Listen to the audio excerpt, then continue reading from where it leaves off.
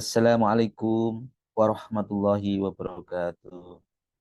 Alhamdulillah, wassalatu wassalamu ala rasulillah wa ala alihi wa sahbihi wa man tabi'ahu. Asyhadu an la ilaha illallah wa asyhadu anna Muhammad Rasulullah. Allahumma sholli ala sayyidina Muhammad wa ala sayyidina Muhammad walhamdulillahi alamin. Dengan hati yang suci, marilah kita haturkan puji dari tempat yang makmur, marilah kita haturkan syukur kepada pemilik alam semesta, pencipta insan di dunia, pembolak-balik hati manusia, yakni Tuhan yang Maha Kuasa, Allah Subhanahu wa taala. Amin amin ya rabbal alamin. Semoga kita selalu dalam bimbingan dan lindungannya. Selanjutnya sholawat serta salam terus dan terus kita haturkan dengan tenangnya sholawat, sucinya salam. Semoga tercurah tanpa pernah padam kepada rahmat pemuka alam, pemusahabah dari yang awam, ya, kepada petunjuk panutan semua insan di dunia, yaitu Nabi besar Muhammad Sallallahu Alaihi Wasallam. Allahumma salli ala Sayyidina Muhammad wa ala Sayyidina Muhammad walhamdulillahirrahmanirrahim. Ibu bapak teman-teman sekalian yang dirahmati Allah dimanapun Anda berada, saya doakan semoga selalu sehat-sehat, sehat pikirannya, sehat badannya, dan sehat jiwa raganya. Mari kita awali aktivitas dengan berdoa. La ilaha illallah wahdahu la syarikalah, lahu mulku wa lahul hamdu wa huwa ala kulli syai'in qadir. La ilaha illallah wahdahu la syarikalah, lahu mulku wa lahul hamdu wa huwa ala kulli syai'in qadir. La ilaha illallah wahdahu la syarikalah, lahu mulku wa lahul hamdu wa huwa ala kulli syai'in qadir. La ilaha illallah wahdahu la syarikalah, lahu mulku wa lahul hamdu wa huwa ala kulli syai'in qadir. Allahumma faqihni fid din wa alimni at-takwil. Allahumma faqihna fid din wa alimni at-takwil. Allahumma faqihna fid din wa alimni at-takwil. Astaghfirullahaladzim, astaghfirullahaladzim, astaghfirullahaladzim. Subhanallah walhamdulillah wa la ilaha illallah wallahu akbar. Wa la hawla wa la quwata illa billahil aliyyil azim. Subhanallah walhamdulillah wa la ilaha illallah wallahu akbar. Wa la hawla wa la quwata illa billahil aliyyil azim. Subhanallah walhamdulillah wa la ilaha illallah wallahu akbar. Wa la hawla wa la quwata illa billahil aliyyil azim. Kita siapkan diri kita untuk sukses. Allahu akbar, Allahu akbar, Allahu akbar, Allahu akbar. Asyhadu an la ilaha illallah, asyhadu an la ilaha illallah, asyhadu anna Muhammadar Rasulullah, asyhadu anna Muhammadar Rasulullah. Hayya 'alas shalah, hayya 'alas shalah, hayya 'alal falah, hayya 'alal falah. Allahu akbar, Allahu akbar. La ilaha illallah. Ya Rabbana, ya Rabbi lakal hamdu kama yanbaghi li jalali wajhikal azimi sultani. Rabbana zalamna anfusana wa illam taghfir lana wa tarhamna lanakunanna minal khasirin. Rabbana hab lana min azwajina wa dzurriyyatina qurrata a'yun waj'alna lil muttaqina imama. Rabbi anzilni munzalan mubarakan wa anta khairul munzilin. Ya Rabbana ya Rabbi, Rabbana innaka jami'un nasi liyaumin la raiba fihi innallaha la yuhliful mi'ad. Allahumma Rabbana anzil alaina ma'idatan minas sama'i takunu lana indal awwalina wa akhirina wa ayatan minka warzuqna wa anta khairur raziqin. Hasbunallahu sayyidina Allahu min fadlihi wa rasuluhu inna ilallahi raghibun. Ibu, bapak, teman-teman sekalian yang dirahmati Allah, bagaimana kabarnya? Semoga selalu sehat-sehat. Kita diberikan ketenangan, kebahagiaan oleh Allah Subhanahu wa taala. Kalau kemarin kami sudah menyampaikan tentang berbagai macam-macam tentang kesedihan, kegalauan. Hari ini kita disuruh tenang sama Allah. Tenanglah ya. Kita disuruh tenang. Apa sih yang menyebabkan kamu galau? Ya, apa sih yang menyebabkan kamu risau? Maka kita disuruh tenang. Ya, betapa banyak di antara kita itu yang masih takut, khawatir, galau, ya. Dan sejatinya yang demikian itu, ya, karena mereka jauh dari Allah. Demikian itu karena mereka takut atau galau karena Allah. Sebagaimana disebutkan beberapa ayat tenanglah, yaitu betapa banyak hal yang tersembunyi di dalam diri kita, di dirimu. Bila kita cermati secara seksama, barulah engkau akan melihatnya. Yang paling berbahaya adalah dosa ragu. Karena keraguan kepada Allah. Sesungguhnya ragu terhadap rezeki, berarti juga ragu terhadap zat yang memberinya rezeki. Sesungguhnya di dunia ini terlalu hina untuk dirisaukan. Terlalu hina, terlalu kecil untuk dirisaukan. Kalau kita sadar, pastilah kita merisaukan sesuatu yang lebih besar, yaitu masalah akhirat. Orang yang merisaukan masalah kecil, lalu melupakan masalah yang besar, berarti berarti orang itu termasuk bodoh. Kita merisaukan hal yang kecil, sedangkan kita menyepelekan masalah yang besar. Jadi kan bodoh kan ya. Karena itu lakukanlah kewajiban untuk melaksanakan yang besar tadi apa? Melaksanakan ibadah. Yang besar tadi apa? Masalah akhirat. Masalah akhirat itu yang besar. Untuk itu mari kita evaluasi diri kita. Bagaimana kita ibadah kita, ya. Semua perintah Allah, ya. Apakah sudah kita laksanakan? Apa kewajiban-kewajiban sudah kita laksanakan? Sunnah-sunnahnya sudah kita laksanakan dalam kehidupan kita sehari-hari, ya. Kalau tadi kita khawatir tentang masalah kecil, yaitu masalah yang selama ini justru kita anggap itu masalah yang besar, dan masalah besar kita anggap selama ini kecil. Masalah yang besar kita menurut pandangan kita itu dunia. Padahal dunia itu mana? Bagi Allah itu masalah yang kecil, yang hina. Kita lihat bagaimana semua makhluk di dunia ini dipenuhi kebutuhannya oleh Allah Subhanahu wa taala. Kumbang, tokek, cacing, semua mereka diberikan rezeki. Lalu apakah kita juga dilupakan oleh Allah? Apakah kita tidak diberi rezeki? Tentu kita pasti diberi rezeki. Mereka yang cacing aja, kumbang aja, yang tokek aja, ya, apalagi ya, semuanya diberikan rezeki oleh Allah, apalagi kita sebagai khalifah di muka bumi ini pasti kita akan diberi rezeki. Sebagaimana Quran surat Toha ayat 132, maknanya suruhlah keluargamu untuk sholat dan sabarlah dalam mengerjakannya. Kami tidak menuntut rezeki darimu, kamilah yang akan memberimu rezeki. Kamilah siapa? Kamilah Allah yang memberimu rezeki. Balasan yang baik akan diberikan kepada yang bertakwa.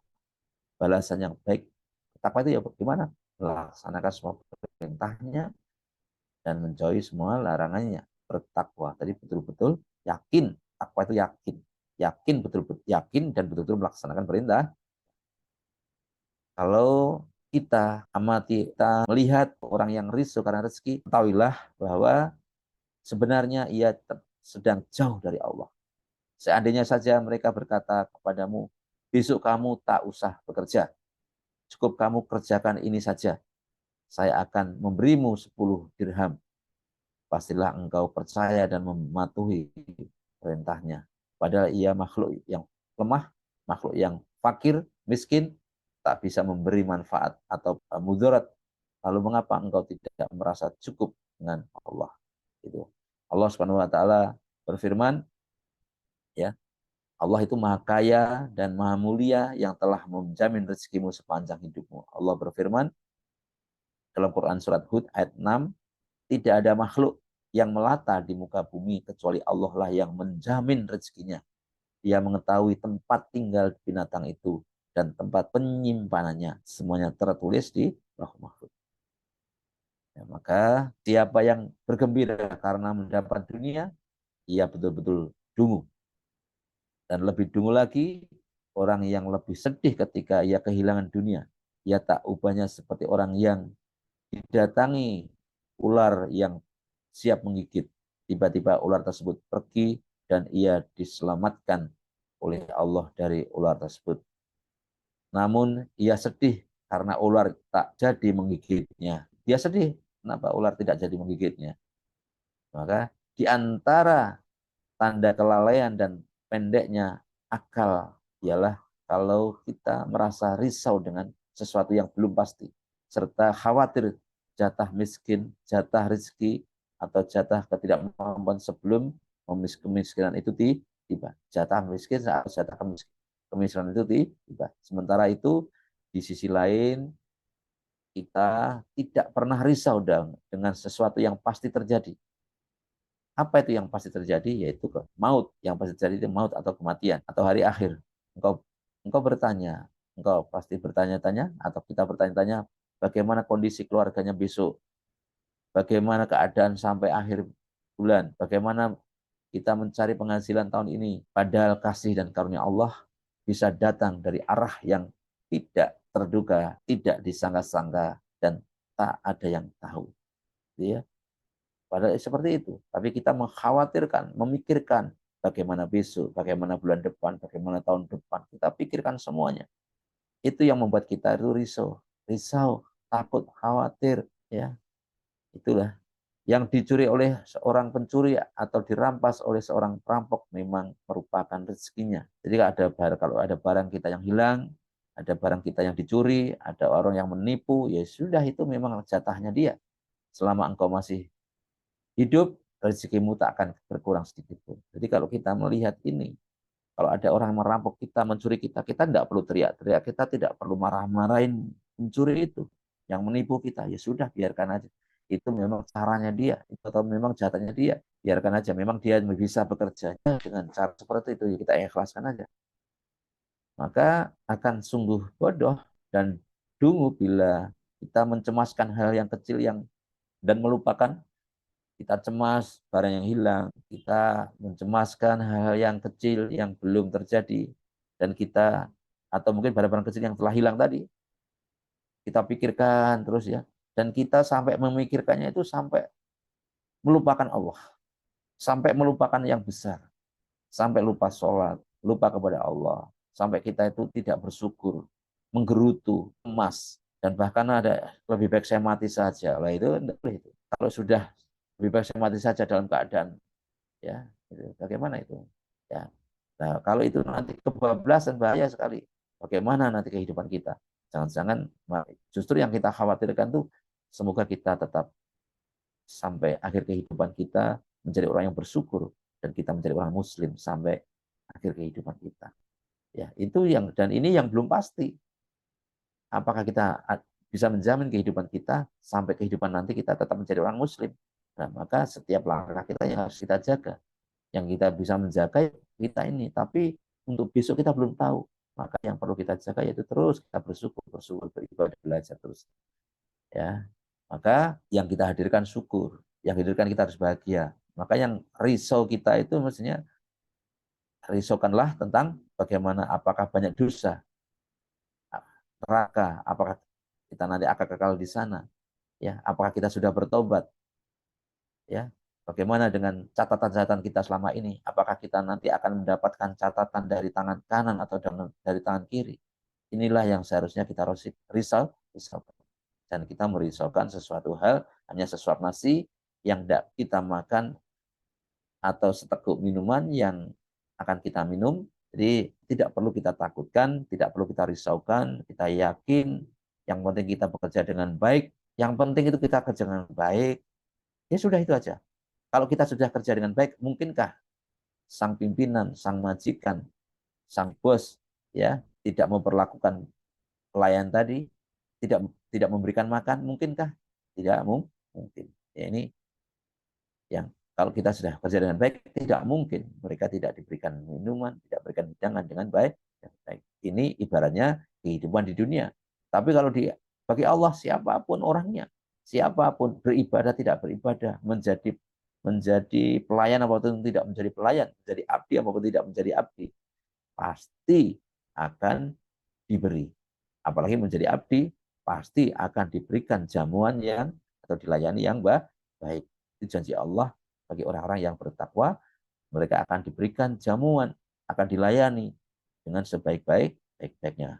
Tentu tidak hanya di dunia, nanti di dunia dan akhirat. Tidak semuanya diberikan di dunia, karena Allah itu sayang, nanti ada kehidupan di akhirat, maka sebagian nanti diberikan atau bahkan sebagian besar akan diberikan Allah di akhirat. Maka kalau kita lihat Quran surat Al-Baqarah ayat 189, datangilah rumah-rumah itu dari pintunya dan bertakwalah kepada Allah agar kalian beruntung. Datangilah rumah-rumah itu dari pintunya. Kita memang disuruh bekerja, kita disuruh aktivitas. Pintu rezeki itu terletak pada ketaatan kepada sang pemberi rezeki. Bagaimana mungkin rezekinya diminta tetapi disertai oleh maksiat? Bagaimana mungkin karunia itu dimohon dengan cara mentangnya? Jadi datangilah rumah-rumah itu adalah rumah-rumah Allah. Rumah-rumah Allah, datang rumah Allah, berdoa, minta kepada Allah. Bagaimana kita minta kepada pimpinan, tapi kita melawannya atau mencaci maki pelak bosnya, kan tidak mungkin ya. Ya, Rasulullah SAW juga bersabda, apa yang di sisi Allah tak mungkin diperoleh dengan membuatnya murka. Artinya rezekinya hanya bisa diminta dengan ridho dan taat kepadanya. Lupa itu ada orang yang tidak kerja, yang tidak beribadah, maksud saya yang tidak beribadah, kok bisa? Itu namanya istidrat, artinya dilulu, ya beda ya teman. Mereka hanya dapat kehidupan dunia, tapi mereka tidak ada bagian sedikit pun di kehidupan akhirat. Dalam Quran surat At-Tolak ayat 2-3, siapa yang bertakwa kepada Allah, niscaya dia akan memberikan jalan keluar untuknya dan memberinya rezeki dari arah yang tak disangka-sangka. Siapa yang bertawakal kepada Allah, dia akan mencukupinya. Siapa dia itu? Allah akan mencukupinya. Mencukupinya ya. Jadi sesuai kebutuhan kita. Bukan memenuhi keinginan ya. Mencukupinya. Bukan memenuhi semua keinginan. Kalau cukup itu ya sesuai kebutuhan kita. Ya itu ya. Sesuai yang terbaik buat kita itu apa. Ya, itu teman-teman sekalian. Karena itu Syekh Abdul Abbas berkata, yang disebut rezeki menyenangkan itu termasuk rezeki. Adalah tak membuat kita terhijab, yang termasuk rezeki itu yang membuat kita itu tak terhisap. Artinya itu kita tidak semakin jauh dari Allah. Tak terhijab di dunia serta tidak dihisap di akhirat, dan tak ditanya dan tak dihukum di akhirat. Itu rezeki. Ya, pemilik rezeki tersebut berada dalam hamparan ilmu, maksud ilmu syariat ya. Mereka selamat dari hawa nafsu, syahwat dan rasa tamak. Itu rezeki. Jadi tidak terus-terusan. Jadi merasa cukup. Rezeki itu banyak sekali, termasuk kesehatan, termasuk yang teman yang banyak, termasuk iman, termasuk bersyukur, termasuk mampu mengendalikan hawa nafsu, itu rezeki. Tapi kalau mereka itu tidak bersyukur, itu belum rezeki. Akan terhijab dari, bukan orientasinya di dunia saja, serta terselamat dari siksa api neraka itu. Orang yang risau dengan urusan di dunia dan lalai terhadap urusan akhirat seperti orang yang didatangi binatang buas yang siap menerkam, tapi ia malah sibuk mengusir lalat dari wajahnya daripada berlindung dari terkaman binatang buas tadi. Tentu saja orang tersebut sangat dungu dan tak punya akal. Seandainya berakal, pastilah ia sibuk berlindung dari serangan singa ketimbang memikirkan lalat kecil yang tidak ada arti. Perumpamaannya. Demikian keadaan orang yang risau dengan urusan dunia sehingga lupa berbekal untuk akhirat. Itu menunjukkan kebodohannya. Seandainya cemas, niscaya ia akan bersiap-siap menuju negeri akhirat. Dia sibuk memikirkan akhirat. Seandainya dia tahu sebab di sana nanti ia akan ditanya di hadapan Allah. Janganlah kau sibuk dengan masalah rezeki, sebab rezeki di dunia kalau diukur dengan akhirat seperti lalat kecil diukur dengan singa yang sedang menyerang. Bahayanya kalau kita lupa beribadah. Keberadaan seorang hamba bersama Allah di dunia itu seperti anak kecil bersama ibunya. Sang ibu tak akan membiarkan anaknya tak terurus. Ia tak akan mengasuhnya dengan baik. Dia juga tak pernah membiarkan anak itu terlantar. Demikianlah pula kondisi seorang hamba beriman bersama Allah. Allah lah yang memberinya nafkah secara baik. Ia akan diberi berbagai kenikmatan sekaligus dilindungi dari berbagai ujian. Seorang hamba yang bersama Allah tak upahnya seperti pelayan upahnya yang dibawa oleh raja ke istananya. Pelayan pun disuruh bekerja. Tentu tak mungkin raja tersebut mendatangkan seorang pelayan lalu disuruh bekerja di istananya tanpa diberi makan. Dalam hal ini Allah jauh lebih pemurah daripada sang raja tadi. Allah lebih penyayang daripada sang raja tadi. Begitulah kondisi hamba dan Allah. Istana tersebut adalah istananya, sedangkan pelayan upahan itu adalah kita, abdi, atau kita semua ini abdi Allah ini. Wahai orang yang teman-teman sekalian yang beriman, maka pekerjaan yang diperintahkan kepada kita adalah ketaatan. Upahnya adalah surga pada hari kiamat. Allah tak pernah menyuruh kita melakukan suatu perbuatan dan tak pernah memberikan sesuatu kecuali untuk kebaikan. Semuanya itu demi kebaikan kepada kita. Diceritakan bahwa seorang penggali kubur bertobat kepada Allah, kemudian suatu hari ia berkata kepada gurunya, "Wahai guruku, kira-kira aku sudah menggali 1.000 kubur. Ku saksikan wajah mereka berpaling dari kiblat." Padahal waktu dikuburkan itu kan menghadap kiblat ya. Tapi kenyataannya pada saat itu pas penggali kubur dia menyatakan dia sudah menggali kubur lebih dari 1.000 dan semuanya itu berpaling dari kiblat. Mendengar hal tersebut gurunya berkomentar, "Wahai anakku, itu terjadi karena mereka ragu dalam masalah rezeki. Dia ragu, dia khawatir masalah rezeki." Demikian mudah-mudahan kita semakin yakin, kita tidak perlu ragu, tidak perlu takut, kita tidak perlu. Berarti kalau kita ragu terhadap rezeki, berarti kita juga ragu akan Allah, akan pertolongan Allah. Itu sangat bahaya sekali. Semua kebenaran datang dari Allah dan kesalahan itu dari saya pribadi. Mudah-mudahan kita semakin yakin dan tidak perlu takut, tidak perlu ragu apapun ya. Rezeki dari banyak sekali, kesehatan, keimanan, teman yang baik, kebahagiaan, ya hari ini bisa belajar, itu rezeki, semuanya rezeki, ya tidak hanya uang, ya anak yang baik rezeki, semuanya kebaikan itu rezeki, ya Allah akan mencukupi sesuai kebutuhan kita. Demikian yang dapat kami sampaikan. Semua kebenaran datang dari Allah. Mari kita lanjutkan untuk berdoa bersama-sama untuk hajat kita, terutama hajat orang tua kita, saudara kita doakan semoga dikabulkan oleh Allah Subhanahu wa taala. Al-Fatihah. A'udzu billahi minasyaitonir rajim. Bismillahirrahmanirrahim. Alhamdulillahi rabbil alamin. Ar-Rahmanir Rahim. Maliki yaumiddin. Iyyaka na'budu wa iyyaka nasta'in. Ihdinas siratal mustaqim. Siratal ladzina an'amta 'alaihim ghairil maghdubi 'alaihim waladdallin. Amin. Monggo dilanjut. أعوذ بالله من الشيطان الرجيم بسم الله الرحمن الرحيم إذا وقعت الواقعة ليس لوقعتها كاذبة خافضة رافعة إذا رجت الأرض رجا وبست الجبال بسا فكانت سباء بثا فكنتم أزواجا ثلاثا فأصحاب الميمنة ما أصحاب الميمنة وأصحاب المشأمة ما أصحاب المشأمة والسابقون السابقون أولئك المقربون في جنات النعيم ثلة من الأولين وقليل من الآخرين على سرور موضونة متكئين عليها متقابلين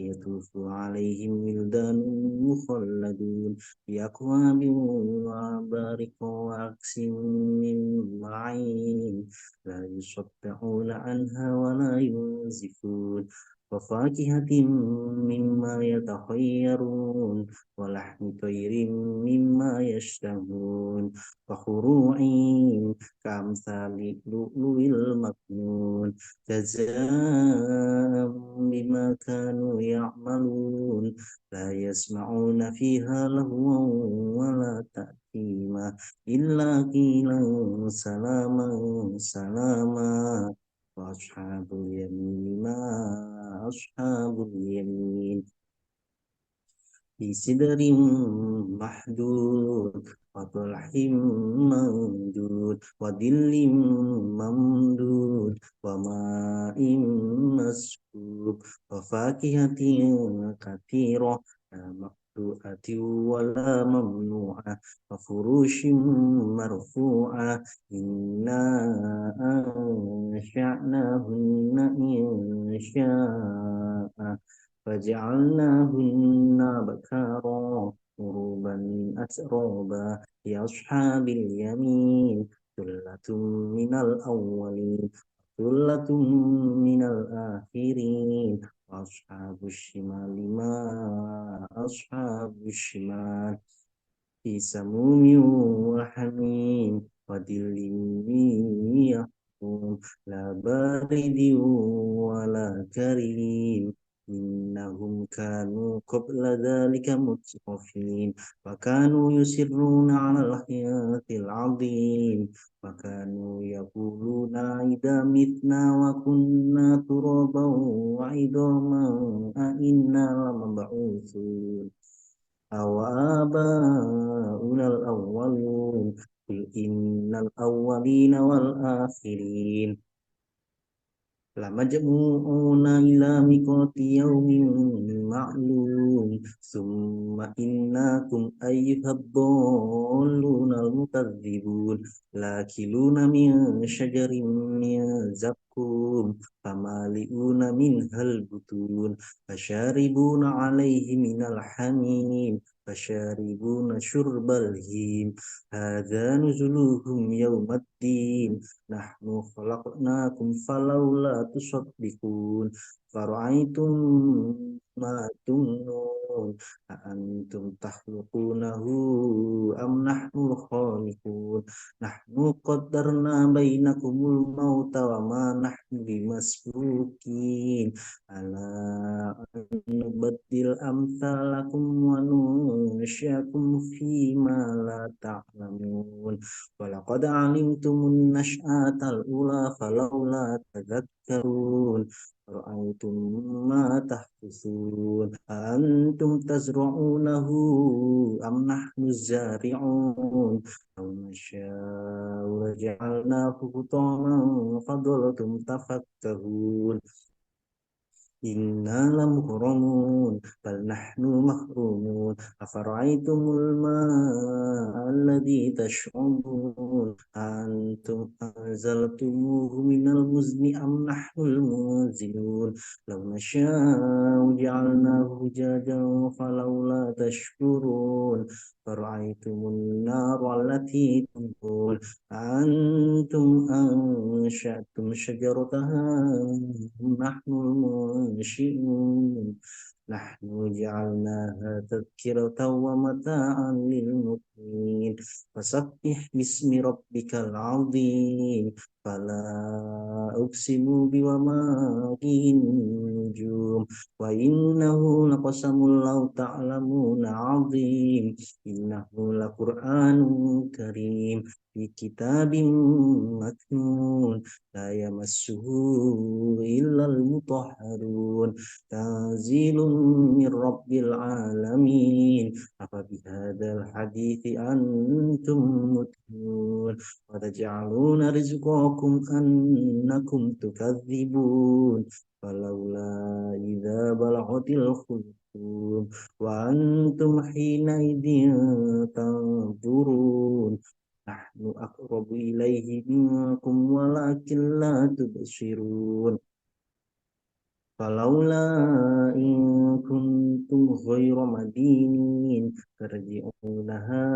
إن كنتم صادقين فأما إن كان من المقربين فهو ريحان وجنات النعيم وأما إن كان من أصحاب اليمين فسلام لك من أصحاب اليمين وعما إن كان من المكذبين الضالين فنزل من حميم وتصلية جحيم إن هذا لهو حق اليقين فسبح باسم ربك العظيم صدق الله العظيم